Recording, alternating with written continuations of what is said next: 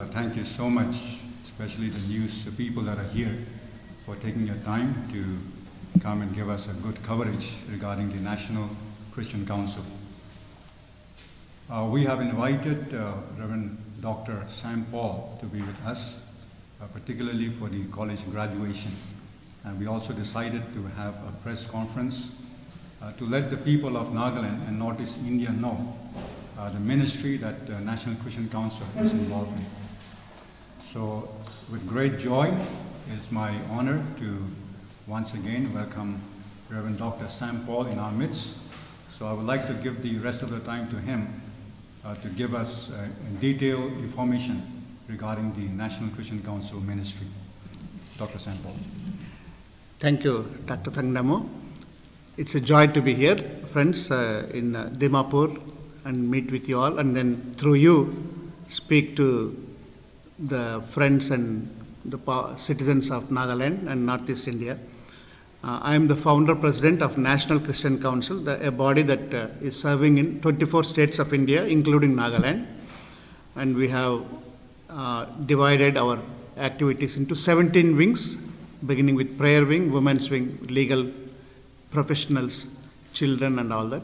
So we basically do leaders development of leaders. In this today's world, the main issue is leadership.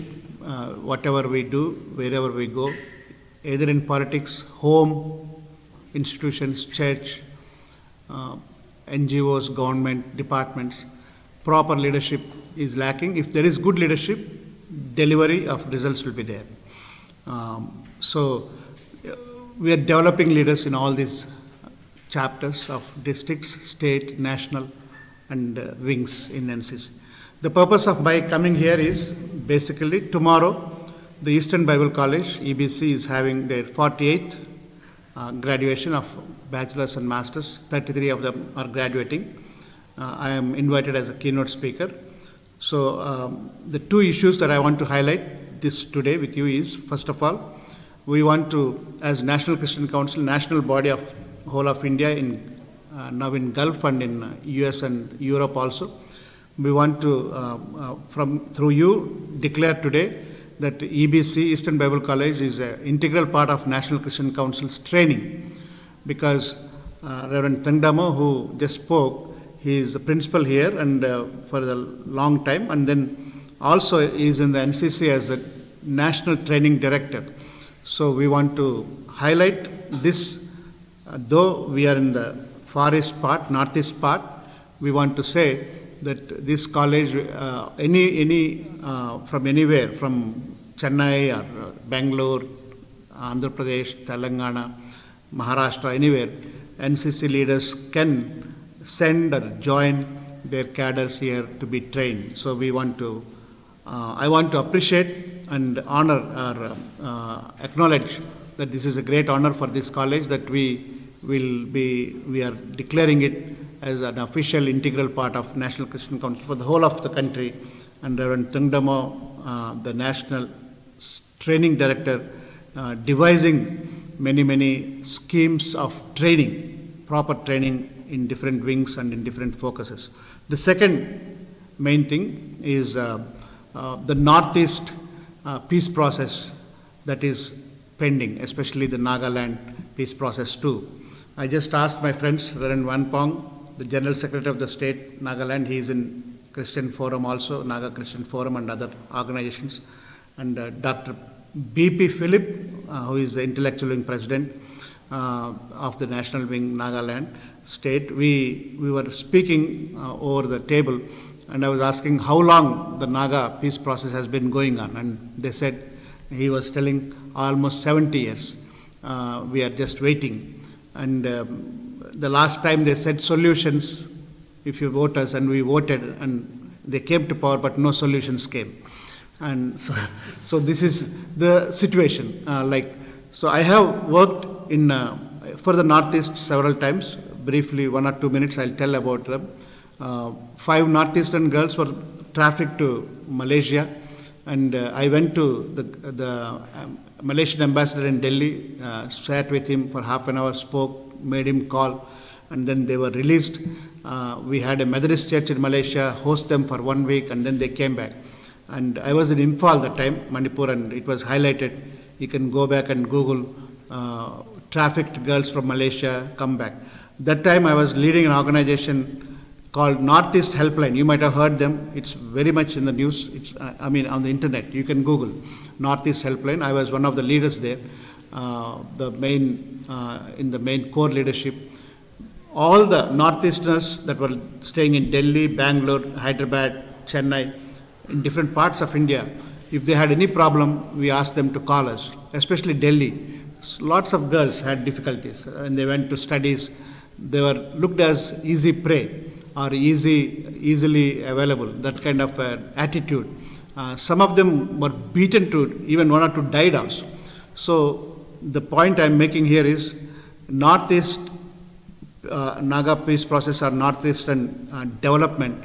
I want to appeal to the Prime Minister Narendra Modi ji that this is very, very much lacking, or it's going on and not happening. I want to request, appeal to him that as the Prime Minister of India, that the Northeastern region issues be attentively attended to. We look up what kind of structure in the central government. The Minister for State, Mr. Kishan Reddy, Home Minister, is there, and then there is one Sharma Verma. On the top of them is Narendra Modi ji as the in charge of them. These 3 are the main for the Northeastern region development. So, as the Prime Minister, as a minister in charge for the Northeastern development, we want to see that peace process takes place.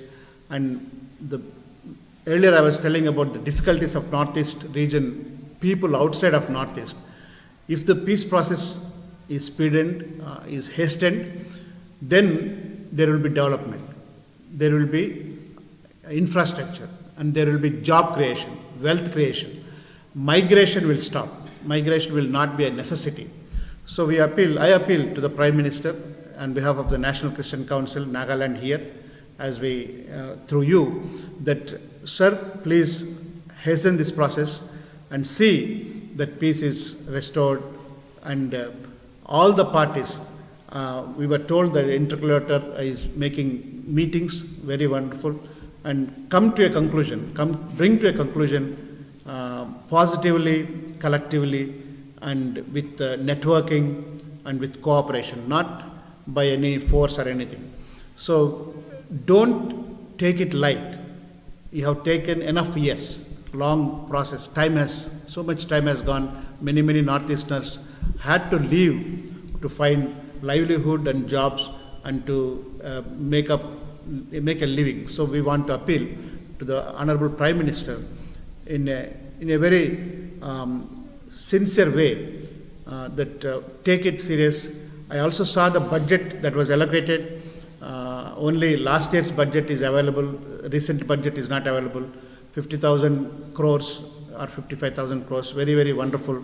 Most of it went to Assam and different parts as infrastructure, roads development. So we appeal that this region should not be neglected. We know we have the Northeastern development of the Ministry for Northeast Development, MDONR. All that activity will only progress if the peace returns. If there is peacelessness, if there is fragmentation, if there is the demands are not met, there is no unity, the ministry's activities, ministry's schemes cannot be implemented to the common person, citizens. So we appeal to the Honorable Prime Minister and to the ministers, the Home Ministry and all this, that are in charge officially, politically, or in the government setup, that make decisions. Please do make decisions, take everybody into consensus and bring peace, bring justice. Peace won't come without justice. Do justice to all, bring peace. Then followed by development, infrastructure, growth, job creation, wealth creation. So the beauty of Northeast, the beauty of Nagaland, beauty of these states continues. Today we are missing one friend here, Pastor Nandakumar Gurung. He was president for the National Christian Council Northeast India. His airport was in difficulties. He couldn't come, but we have discussed with him. We appealed to the Northeast Chief Minister Neiphiu Rio sir, as he is a third-term Chief Minister, very experienced, and other Chief Ministers, all the other 7 states, Northeast sister states, that hasten this process of development. You are in power. God gave you power. The people voted you. We look to you for proper development, sincere and honest development of Northeast and Nagaland. Thank you. You can ask questions if you have. Yeah, we monitor very closely the religious intolerance. Very, very disheartening. Every year, if you take, last year it could be 350, and next year it is 450 and 490. It is increasing. I'm talking about the documented and reported cases. Unreported, undocumented, several.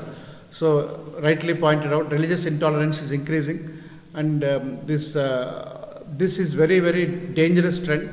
It's a threat to our democracy, threat to the integrity of the nation. People will fall apart, and if hate is generated either in looks or words or in attitudes, and it begets hate. As Mother Teresa said, if love is given, love begets love. So this religious intolerance, we appeal to the fundamentalist thinkers, do not make India a shameful country in the comity of nations. Make India a great nation.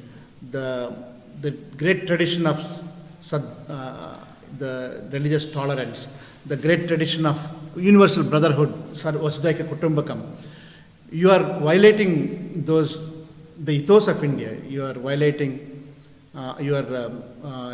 going against the ethos, the essence of India, which is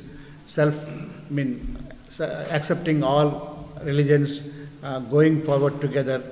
And the religious intolerance, as you said, I want to say, it is promoted, publicized, propagated by a few. The whole of the country is not religiously intolerant. The whole of the country, majority of citizens are tolerant. They want every religion, they are peaceful and happy. Our neighbors generally don't do any disturbance.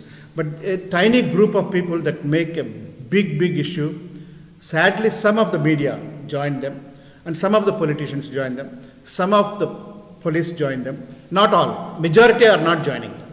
Majority of the society doesn't join them. This tiny group, I'm coming to the end, should be curtailed by the authorities. Then things will happen.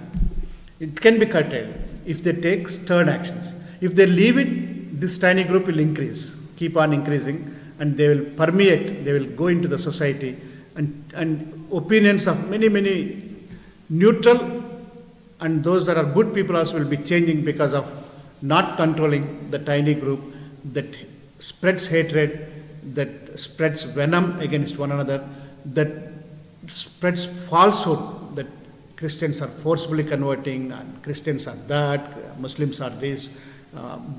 These are all false theories. But even a lie, if you say 100 times, it can appear to be a truth. So they propagate that. So I appeal to the authorities, whenever they see a religious intolerant incident, please curb it immediately. For example, I'll say recently we monitored an issue in Andhra Pradesh state, in South India. Suddenly there was a press news coverage that in a temple there were Christian prayers going on. Then immediately we approached the SP. He sent a survey team, and in 2-3 hours he got the survey done, and he released a press statement saying nothing of that happened. There were these prayers in the temple for the last 4 years. Christians are praying, and Hindus are praying in the temple, Christians are praying in the temple, both are praying, nobody has any objection. This news item is opinionated to malign the community, and that subsided the whole thing. Otherwise, the newspapers were carrying heavily, saying Christians have captured the temple and all this. That was not true. So with regard to that issue, It's only a minority a small group of people. which are extreme. Yes. But then, don't you think that the government's policy of Gauraspi or the anti-conversion bills, which are even tabled in some of the northeastern states as well, it's so Yeah, the anti-conversion bills are, if you want me to call them, I call them an official persecution of the government. The reason, if you read through, I have read the Assam anti-conversion bill and Odisha anti-conversion bill, Tamil Nadu, I went through them very detailed, I have the copies. It says, it belittles my capabilities, especially the capabilities of tribals and Dalits and women. And say, if a person converts, they are charged. They cannot convert, they must appeal to the deputy commissioner or the district collector, get permission, then baptize. So when a common man, a tribal and a Dalit and a woman can vote to their choice, can decide for themselves which God to follow, which religion to follow, why this restriction on them? The government is motivated or influenced by this tiny group to curtail the wrong publicity that they have made. There are false conversions. Another thing I can say, in the wrong publicity, the false forcible conversions, they don't exist. Bible doesn't support any forcible conversion. Nobody should be forced. God, if he wants to force, no need conversions. He can just ask them all to become robotic converts. Means that's our belief. God is all powerful. But he gives free choice. So there are no forcible conversions. This is a bandwagon to malign the community. There are no forcible conversions. If they do, they are not true Christians. So in this sense, the legal obstruction of anti-conversion laws is demeaning the conscious capabilities of Dalits, tribals and women, and men and women. Why anybody has to take government permission to choose what political party they will go, whether they will be vegetarian or non-vegetarian, whether they will follow Jesus Christ or not, whether they will become a Christian or not. What government has to do with it? It's a folly that somebody has thought about those bills and implemented. They must be immediately repealed and they must be taken back. We are being set up in Nagaland, NCC. We are not fully set up. The skeleton has come. And then before this time, the coronavirus, we could not travel, we could not have public gatherings and so on. So we would love to do any help with interlocutor or government or anything. But at this point of time, we are building our base. We are not there yet. Am I right, sir? So once we are there, we will be very, very capable. And sir, you can comment on that. Are you willing to do a broader role, or what is your plan? Right now, we are just studying the situation. Right. And God willing, if we are invited, we'd like to, play some role in this, to see that peace, flourish in the people of Nagaland. So that is something of the future. We still don't have any plans yet. But we'd love to play an important role in the peace process, because this is part of Christianity. Right. Bible teaches us to be peacemakers. So we look forward in days to come to play an important role in this, but biblically. Biblically. Yeah. This also made plans to carry out the activities of the clean election campaign. Yeah, clean election, of course, that is part of the church in Nagaland. And we are with the churches, there's no doubt. So we'd like to also be an important part of this, because the church is, into this. And I believe this will help us to have, good election in days to come. That's what I believe. All that we said is all documented here, and it's a web link on our server. You're welcome to look at it, and there is a number you can call if you have doubts. And very much thankful to each one of you, especially peace process. The Sermon on the Mount all of us know Nagaland is a Christian state. You all know, I think. Blessed are the peacemakers, they shall be called children of God. So we are all children of God. We will be making peace, 100%, no doubt. As he said, biblical ways, constitutional ways, not in any other militant or difficult. Those kind of paths we may not even think, but in biblical ways in this thing. And then taking the side of the oppressed, those that are getting injustice, we want to take their side. God is for the widow, the poor, the destitute, the one that is being aggrieved, those who have grievance. NCC will be there with them and represent to the authorities to address their grievance and then bring the peace. Right.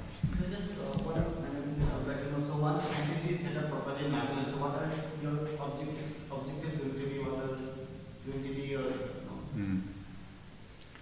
no? NCC, we have different wings that is there, 17, isn't it? Yes. So 17 wings are there. So our mission is to uplift minorities. So that is the main purpose of our mission. So we like to see a lot of minorities, poor, needy people uplifted. And we want them to experience God's love. That's the main purpose. So we are working on that. And we are very happy that our founder president is here with us, Dr. Sam Paul. And he is leading us to get needed ideas to do this ministries. And if any one of us have anything to say here. Sir, we are so grateful that you made it here to be with us this afternoon, and what a blessing that you, being the founder president of National Christian Council, when you made it to be here, we are so excited to meet you and to have a time with you. And today having a time with you is a great blessing. And I know that something will work out of this. As I said earlier, that in connection with this Naga issues, Naga insurgency issue, and then the solution issues, I also said that we have been fighting for over 70 years to get the solutions. Last year, last elections, there was a slogan which says, "Election for solutions." That was a slogan, and we had elections. And this time, election is also coming, but no solutions so far.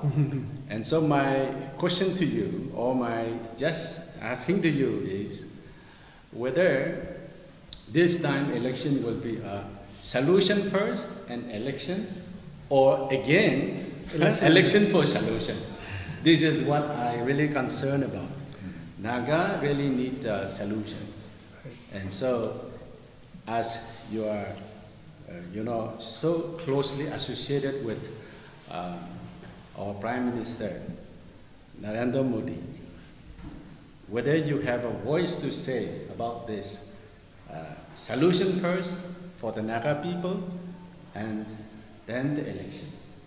This is what would you say, and how you are going to, communicate this to our Prime Minister. The Prime Minister, I am not associated by his party lines, but I am associated as a citizen. He is the Prime Minister, and also I was a Prime Minister's 15-point program for minorities. I was a state-level member for the United Andhra Pradesh.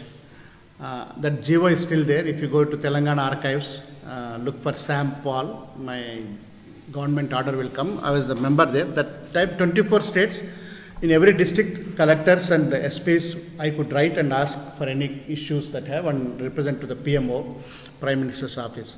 Basically, partly I have answered your question in the press conference.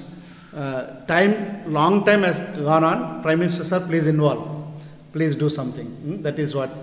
Bring solutions before elections. In a sense, we have already said that. And we will reiterate, take extra care and not keep on rolling it. If you keep on rolling, another elections will come and then it goes on. And so many years have come.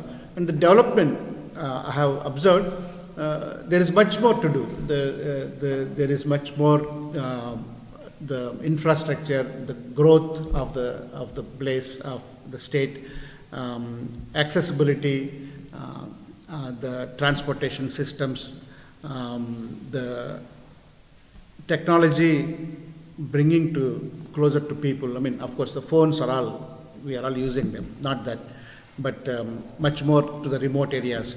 So bring peace, talk to the groups that are demanding their issues, listen to them, discuss and dialogue and convince and bring to a solution so that Nagaland can thrive in harmony, in joy, and in taking care of its citizens and delivering, like Eastern Bible College is becoming a beacon to the whole nation. People could come from anywhere.